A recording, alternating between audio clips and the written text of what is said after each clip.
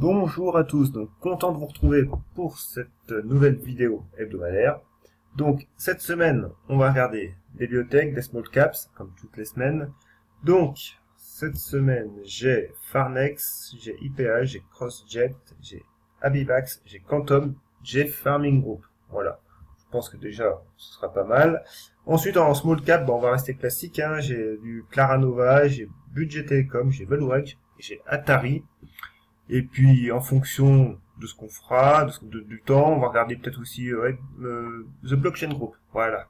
Alors du coup, on commence tout de suite par voilà, CrossJet, voilà, que j'ai à l'écran. Donc CrossJet, compliqué hein, quand même. C'est compliqué, mais force est de constater que pour l'instant, la M50, elle tient.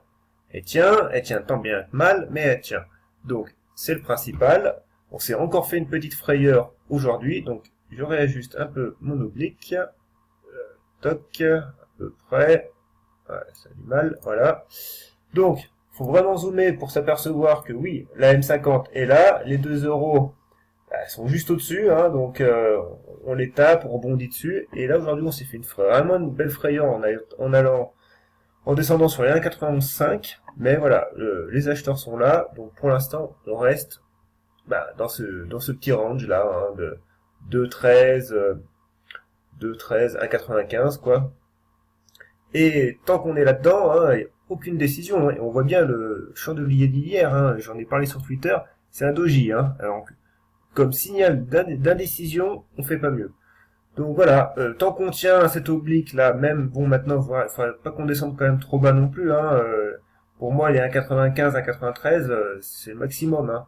Bon, maintenant on voit que les obliques, les bandes de Bollinger se contractent, donc c'est bien. Donc petit à petit, elle va venir à la rencontre du prix. Donc voilà, faut tenir cette zone. Hein. Idéalement, voilà, faut vraiment tenir la M50. Si on lâche la M50 en clôture, on a quand même du souci à se faire. Donc voilà pour elle. Maintenant, on va faire IPH. Alors, IPH, alors, je la retrouve. IPH qui est... Elle est où elle est là.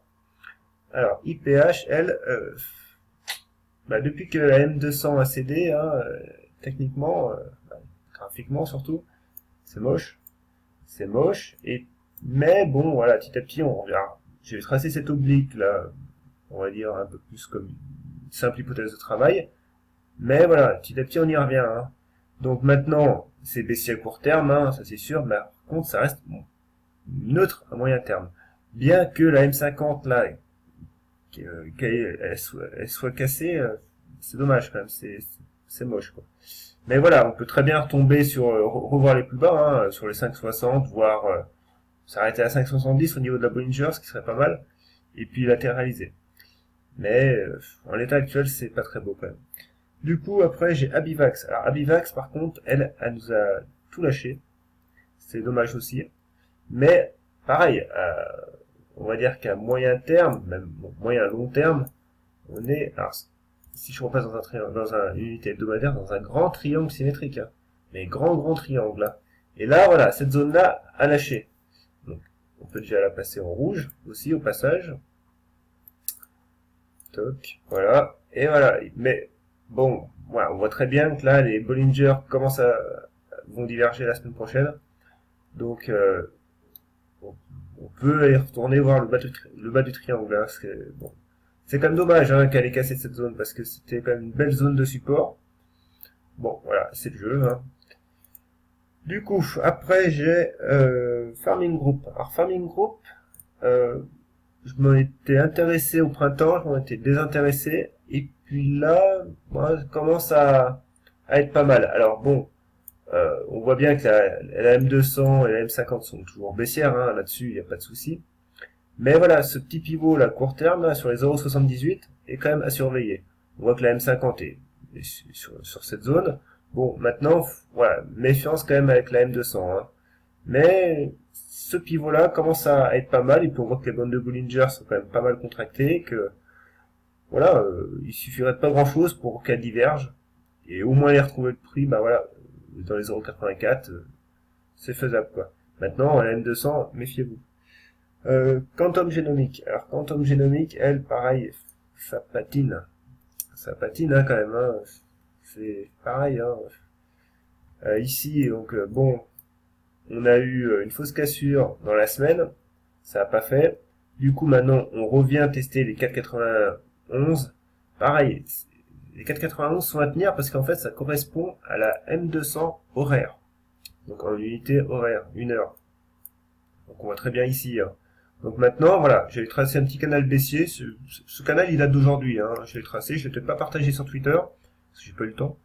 Mais voilà, donc du coup, on voit que les Bollinger commencent à se recontracter.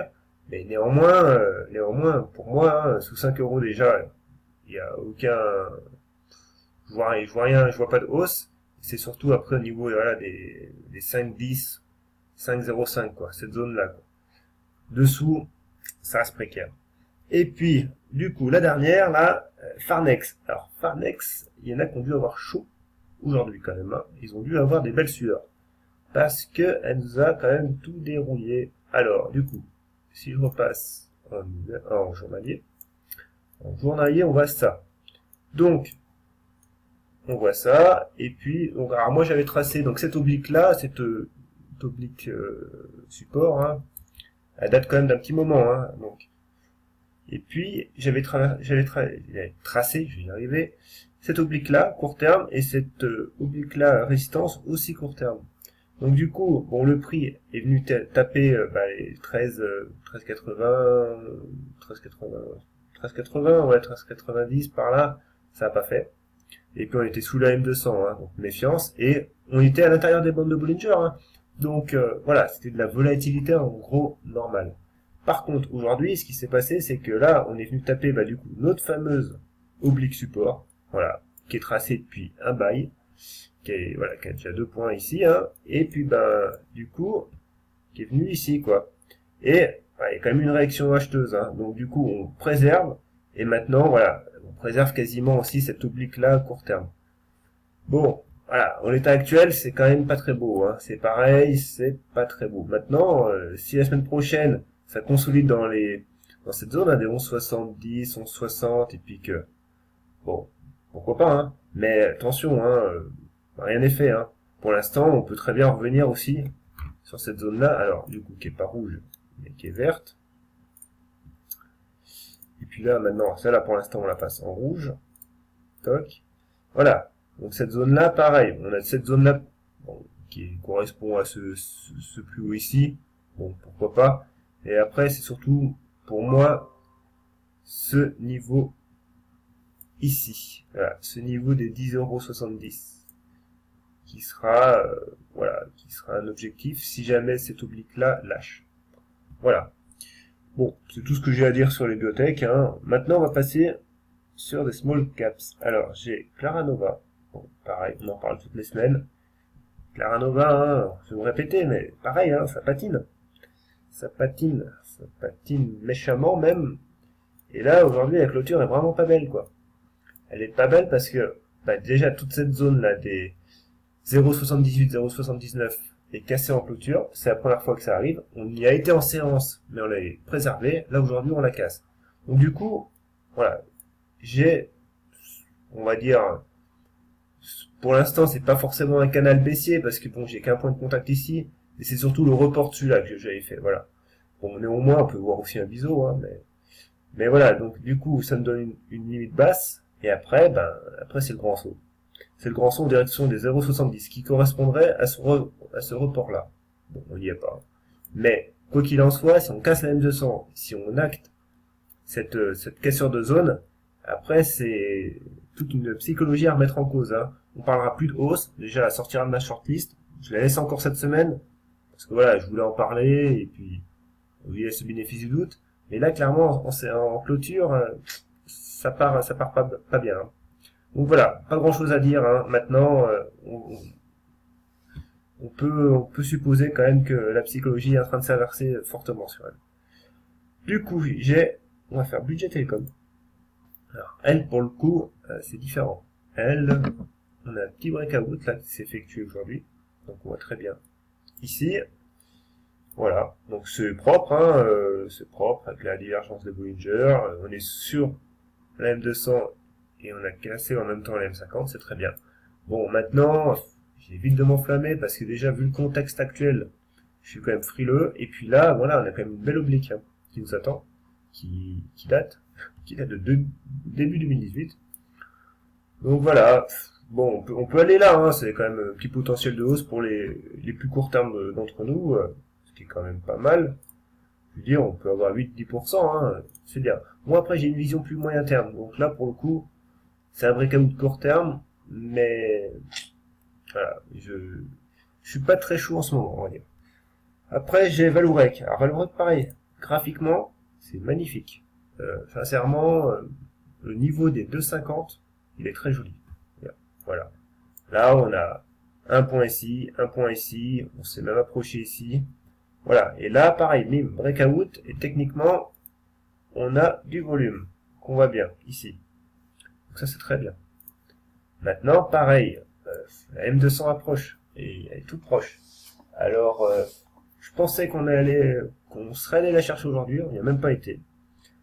Donc voilà, méfiance quoi. Bon après pareil, si cette zone tient, hein, si les 2,48 tiennent, on peut utiliser 3 euros. Sans problème. Et du coup, on va finir par Atari.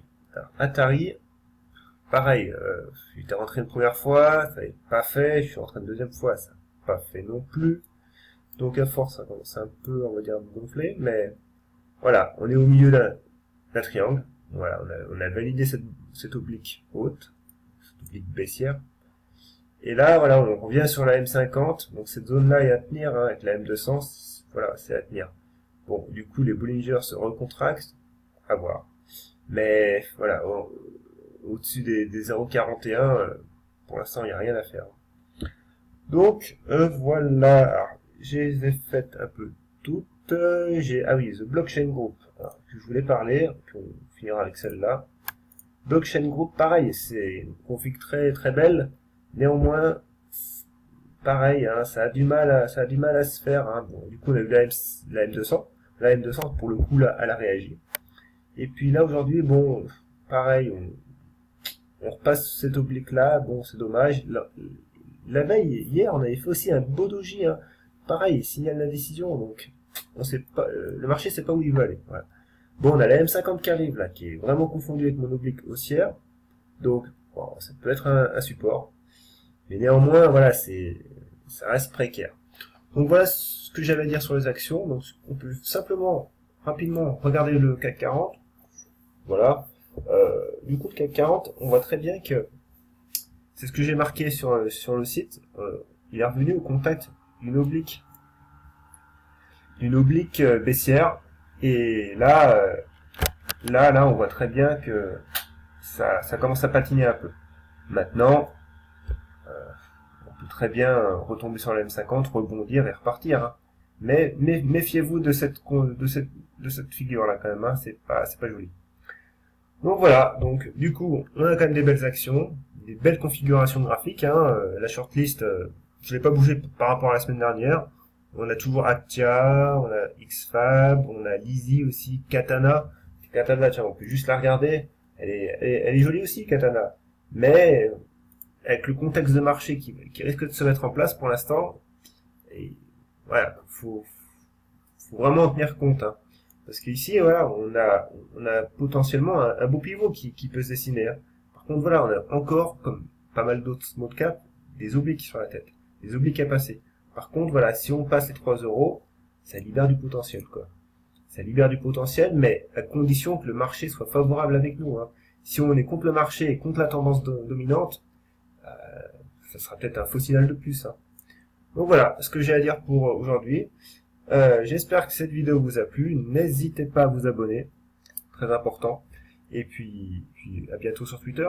Allez, bye!